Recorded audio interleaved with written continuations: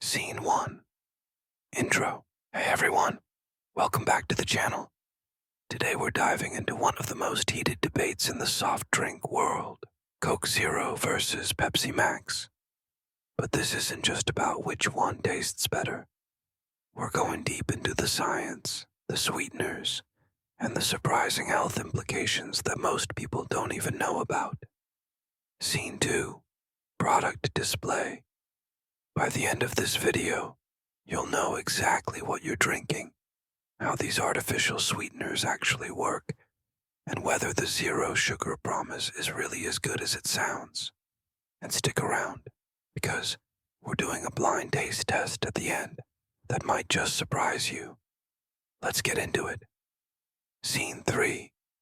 Cola Wars History. To understand Coke Zero and Pepsi Max, we need to rewind a bit.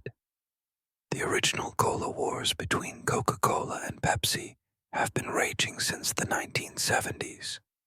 But by the early 2000s, something changed. People started caring about sugar. Scene 4. Diet Coke launch. Diet Coke launched in 1982 and became a massive hit. But there was a problem. A lot of people, especially men, didn't want to drink something called diet. It felt too targeted. So what did the companies do? Scene 5. Coke Zero and Pepsi Max launch. Coca-Cola launched Coke Zero in 2005, marketed as tasting more like regular Coke but with zero sugar. Pepsi fought back with Pepsi Max in 1993 in the UK and Europe, but it didn't hit the US market hard until later. These drinks weren't just about cutting calories. They were about rebranding zero sugar cola for a new generation. And the secret weapon: artificial sweeteners. Scene 6. Ingredients reveal. Alright, let's crack open these cans, literally and figuratively, and see what's inside. Scene 7. Coke Zero breakdown. Coke Zero sugar uses a blend of aspartame and acesulfame potassium, or ACE-K. They reformulated it in 2017 to taste even closer to regular Coke. Scene 8. Pepsi Max breakdown. Pepsi Max also uses aspartame and ACE-K, but the ratios are different. Plus, Pepsi Max has one thing Coke Zero doesn't: extra caffeine. We're talking 69 milligrams per 12-ounce can, compared to Coke Zero's 34 milligrams. That's almost double. Scene 9. Ingredients comparison. Now here's where it gets interesting. Both drinks have zero sugar, 0 calories, carbonated water, caramel color, phosphoric acid, natural flavors, and caffeine. But the devil is in the details, or in this case, the sweeteners. Scene 10. Aspartame explained. So what are aspartame and acesulfame potassium, and why should you care? Aspartame is about 200 times sweeter than sugar. It's made from 2 amino acids, aspartic acid and phenylalanine. Your body breaks it down completely, which is why people with a rare genetic disorder called PKU need to avoid it. Scene 11. ACE-K explained. Acesulfame potassium, or ACE-K, is about 200 times sweeter than sugar too. Unlike aspartame, your body doesn't break it down. It just passes through your system unchanged. The combination of these two sweeteners is what gives both drinks their sweet taste, without the calories. Scene 12. Safety debate intro. Now we're getting to the controversial part. Are artificial sweeteners safe? And do they actually help you lose weight? Or are they secretly making things worse? Scene 13. FDA approval. Let's start with safety. The FDA, the European Food Safety Authority, and pretty much every major health organization says aspartame and ACE-K are safe for human consumption. There have been literally hundreds of studies over decades. Scene 14. WHO announcement. But, and this is a big but, in July 2023, the World Health Organization's International Agency for Research on Cancer classified aspartame as possibly carcinogenic to humans. This sent shockwaves through the internet. Scene 15. Context explanation. Here's the truth. Possibly carcinogenic is a hazard classification, not a risk assessment. It means there's limited evidence in humans. To put it in perspective, working night shifts and eating red meat are in the same category. Scene 16. Dosage reality. The amount you'd need to consume to even approach concerning levels. We're talking about 9 to 14 cans of diet soda per day for an average adult. Every single day. Scene 17. Metabolism debate. But let's talk about the more recent debate. Do artificial sweeteners mess with your metabolism? Scene 18. Research findings. Some studies suggest that artificial sweeteners might alter your gut microbiome, affect insulin sensitivity, increase cravings for sweet foods, and not actually help with weight loss long term. Scene 19. Mixed science. Other studies show no significant effects. The science is genuinely mixed, and here's why. It's really hard to study this stuff in humans long term. People's diets are complicated. Isolating one variable is nearly impossible. Scene 20. Compensation effect. There's also something called the compensation effect. If you drink a Coke Zero with your burger and fries, your brain might think, hey, I saved calories on my drink, so I can have dessert. And boom, you've negated any benefit. Scene 21. Moderation message. The bottom line, if you're drinking 1 can a day instead of regular soda, you're probably fine. If you're drinking 10 cans a day, maybe reassess. Scene 22. Taste test intro.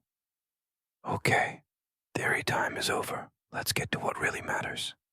How do these things actually taste? I've got 3 people here who are going to try both drinks without knowing which is which. Scene 23. Tester 1. We're looking for initial taste, aftertaste, which one they prefer, and which one they think is which. First tester says, A is smoother, B has a bite to it. I think A is Coke Zero. Scene 24. Tester 2. Second tester. B tastes more like regular cola to me. He has a weird aftertaste. Scene 25. Tester 3. Third tester. They're both pretty similar, honestly.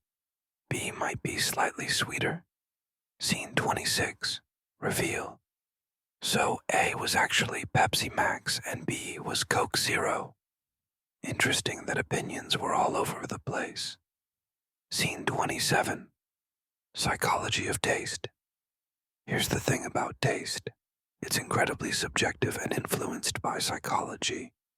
Studies show that when people know what brand they're drinking, their preference often aligns with that brand. But in blind tests, it's much more mixed. Scene 28. Pepsi Challenge. Pepsi famously used this in the Pepsi Challenge back in the day. People preferred a Pepsi in sips but Coke when drinking a full can. Why?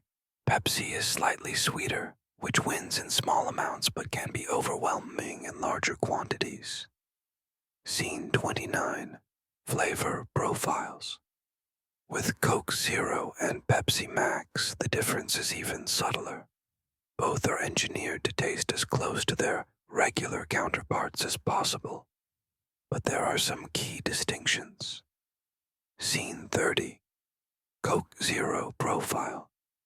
Coke Zero tends to have a crisper, slightly more acidic taste with less aftertaste. Scene 31. Pepsi Max Profile.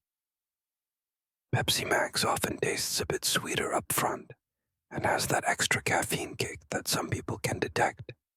Your preference likely depends on whether you normally prefer Coke or Pepsi and whether you're sensitive to that caffeine difference.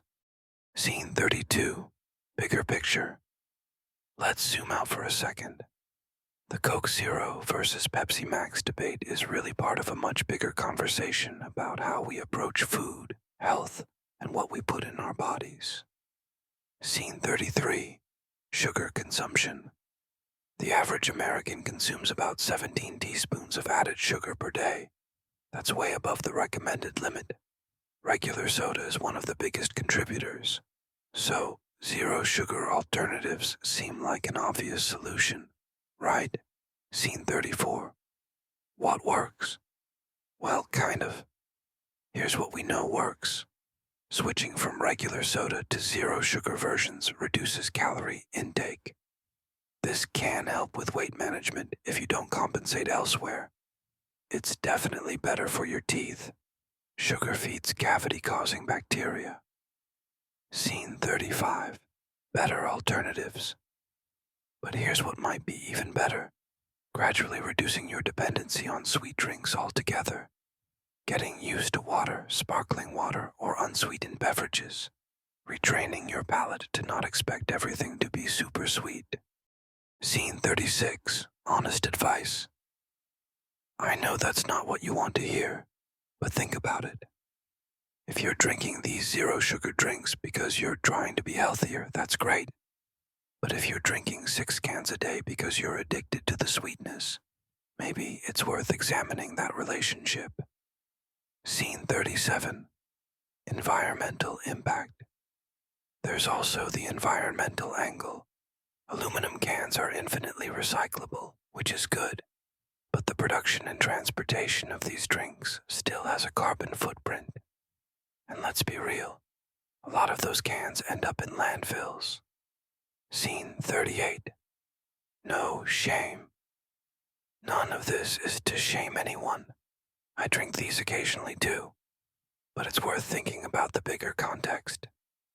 Scene 39. The verdict. So, after all this, which is better, Coke Zero or Pepsi Max? Honestly, it depends on what you're looking for. Scene 40. Coke Zero wins. Choose Coke Zero if you prefer a crisper, less sweet taste.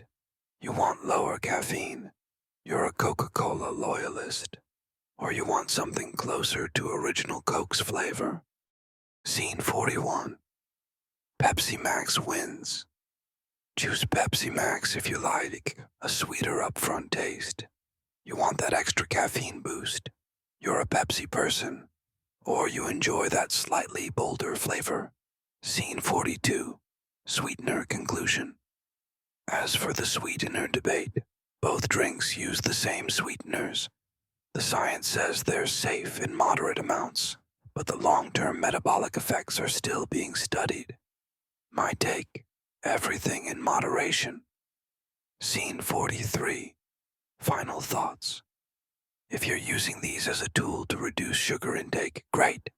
If you enjoy them occasionally, great. If you're drinking them constantly as a replacement for water, maybe rethink that. Scene 44. Closing message.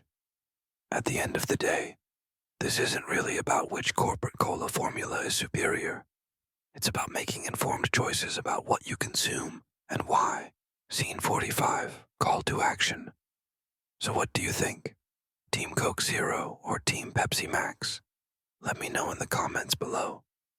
And if you learned something new today about artificial sweeteners, give this video a thumbs up and subscribe for more deep dives into everyday products.